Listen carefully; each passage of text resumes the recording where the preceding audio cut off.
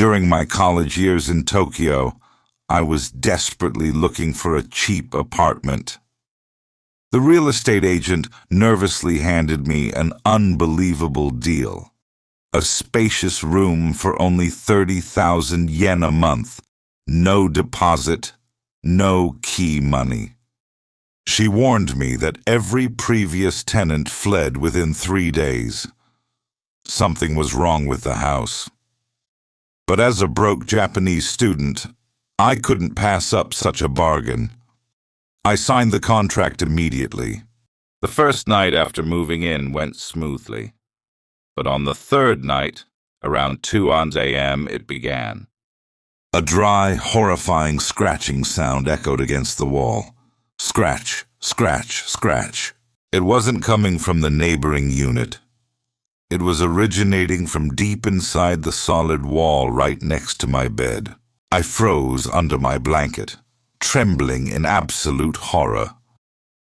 The dragging sound slowly climbed up the wall, moved across the ceiling, and began stomping above my head. Then, thud.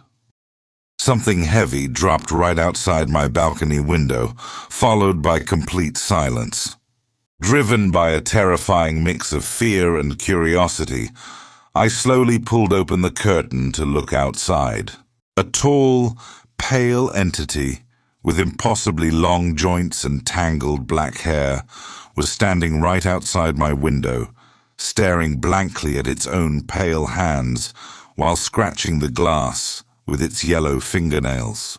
I quietly drew the curtains back, walked into the kitchen, grabbed a handful of salt to set by the window, and forced myself to lie back down in bed. The next day, I visited the real estate agent and told her calmly, "As expected, something is appearing in that room." She sighed and offered to find me another place, even handing me 50,000 yen out of pity. I took the money, but I politely refused to move out. 30,000 yen a month in Tokyo was simply too good to give up. Every night at 2 a.m., the scratching against the wall and the heavy thuds on the ceiling returned. But I simply put on my earphones, ignored the terror, and went back to sleep. After a week of being completely ignored, the ghost finally stopped scratching the walls.